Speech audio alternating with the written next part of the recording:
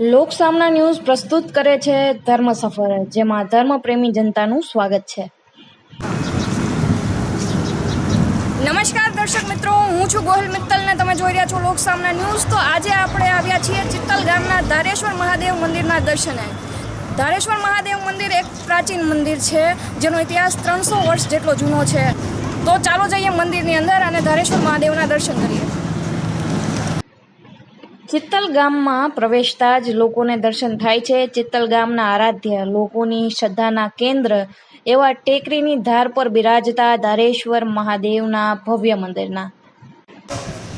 તો જ્યારે આપણે ચિત્તલ ગામના ધારેશ્વર મંદિરના દર્શન કરીએ છીએ ત્યારે આપણે એ વાત રિયલાઇઝ થઈ છે, એ વાતની આપણે ખબર પડે છે કે બાકી બધા જે મંદિરો હોય છે એનાથી અહીં ઉલટું છે.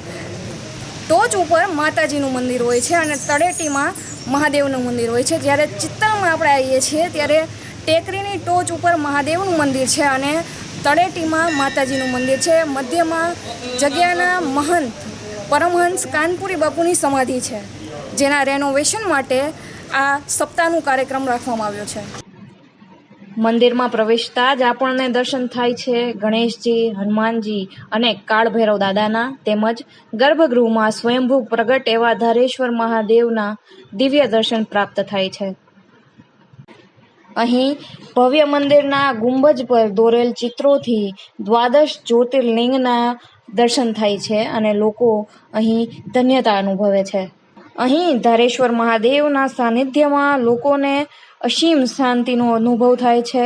ભક્તો દ્વારા દર સોમવારે રાત્રે અહીં મહાદેવ સમક્ષ ધૂનનું આયોજન કરવામાં આવે છે. તેમજ દરેક માસની શિવરાત્રિએ રુદ્રાભિષેકના દર્શન કરી ગામ લોકો ધન્યતા અને દિવ્યતાનો અનુભવ કરે છે.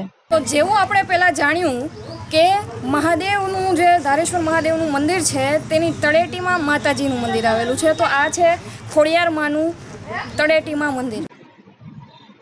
અહીં શિવ અને શક્તિ એક જ પરિસરમાં બિરાજમાન છે. ટેકરીની ધાર પર ટોચ પર મહાદેવનું મંદિર છે, જ્યારે તળેટીમાં શક્તિના સ્વરૂપ એવા આઈ શ્રી ખોડિયાર માતાજીનું મંદિર આવેલ છે, જ્યાં ગર્ભગૃહમાં ખોડિયાર માતાજી તેમજ આઈ શ્રી દશામાં વિરાજમાન છે. આ બંને મંદિરની મધ્યમાં જગ્યાના મહંત એવા પરમહંસ કાનપુરી બાપુનું સમાધિ મંદિર આવેલ છે, જેનું શિખર શિવલિંગના સુંદર સ્વરૂપમાં જોવા મળે છે. પરમહંસ ગુરુ શ્રી કાનપુરી બાપુનો ઇતિહાસ આશરે 100 વર્ષથી પણ વધારે જૂનો છે. આ સમાધિ મંદિર પાસે ધારેશ્વર તેમજ ચિત્તલ ગામના રક્ષણાર્થે વીરગતિ પામેલા યોદ્ધાઓના પાળિયા પણ જોઈ શકાય છે, જે અમુક સમાજ દ્વારા સુરાપુરા તરીકે પૂજવામાં આવે છે. તો જ્યારે આજે આપણે લોકસામના ન્યૂઝના ધર્મ સફર કાર્યક્રમમાં ચિત્તલ ગામના ધારેશ્વર મહાદેવની મુલાકાતે આવ્યા છીએ, ત્યારે ધારેશ્વર મહાદેવની પૌરાણિકતા, એની જે ઇતિહાસ છે એના વિશે આપને માહિતી આપશે પ્રિયલબેન દેસાઈ. તો ચિત્તલ ગામના ઇતિહાસ વિશે અને ધારેશ્વર વિશે માહિતી આપો. જય જય ધારેશ્વર મહાદેવ. મારું નામ પ્રિયલ દેસાઈ છે. તો આ મંદિરની પૌરાણિક કથા વિશે વાત કરું તો આજથી 700 વર્ષ પહેલાં અમરેલી જિલ્લાના ચિત્તલ ગામમાં 700 વર્ષ પહેલાં જે નદીના કાંઠે વસેલું આ મંદિર એટલે ધારેશ્વર મહાદેવ. આજે ભૌગોલિક અને માનવ વસવાટને કારણે નદી લુપ્ત થઈ ગઈ છે, પણ છતાં આ એક શ્રદ્ધાળુ માટે આકર્ષણનું કેન્દ્ર બની ગયું છે. નીચે માં શક્તિની આરાધના થાય છે. આથી 100 વર્ષ પહેલાં કાનપુરી બાપુએ પોતાના તપોબળથી આ તપોભૂમિને આરાધના કરી હતી અને ધારેશ્વર મહાદેવની જે એવી કૃપા છે કે દૂર દૂરથી લોકો અહીંયા દર્શન કરવા માટે આવે છે. તો હું એ પણ જાણવા માંગીશ કે દરેક શિવ મંદિરની ઉપર લોકોની એક અલગ જ જાતની શ્રદ્ધા હોતી હોય છે.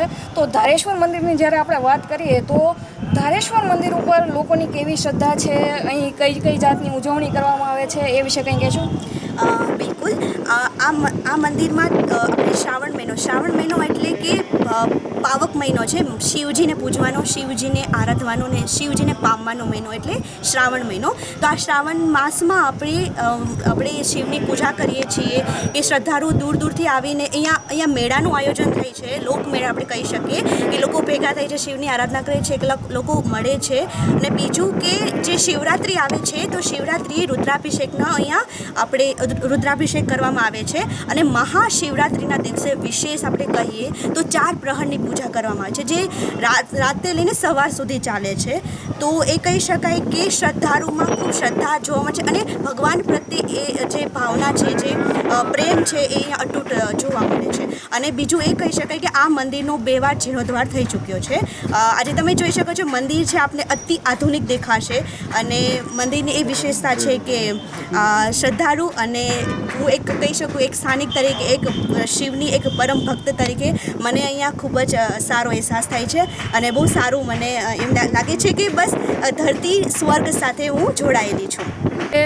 આપણે જ્યાં ઊભા છીએ એના પાછળના ભાગથી ચોમાસામાં જ્યારે એકદમ વાતાવરણ શુદ્ધ થઈ જાય છે ત્યારે અહીંથી ગિરનાર પર્વતના પણ દર્શન થાય છે. તો એવું આ ધારેશ્વર મંદિર છે જેની આજે આપણે મુલાકાતે આવ્યા. ધારેશ્વર મહાદેવ મંદિરના જગ્યાના મહંત પરમહંસ ગુરુશ્રી કાનપુરી બાપુના સમાધિ મંદિરના લાભાર્થે ધારેશ્વર શિવ મંડળ તેમજ ગામ લોકો દ્વારા શિવ મહિમા એવં શ્રીમદ ભાગવત કથાનું સુંદર આયોજન કરવામાં આવ્યું છે. લોકસામના ન્યૂઝના ધર્મ સફર કાર્યક્રમમાં જ્યારે આપણે ધારેશ્વર મહાદેવ મંદિરના દર્શને આવ્યા છીએ ત્યારે ધારેશ્વર મહાદેવ મંદિરના મહંત એવા કાનપુરી બાપુના સમાધિ સ્થળ સમાધિ મંદિરના લાભાર્થે એક કથાનું આયોજન કરવામાં આવ્યું છે, સપ્તાહનું આયોજન કરવામાં આવ્યું છે. તો તે વિશે માહિતી મેળવીએ ધ્રુવભાઈ મહેતા પાસેથી. જય ધારેશ્વર, જય કાનપુરી બાપુ.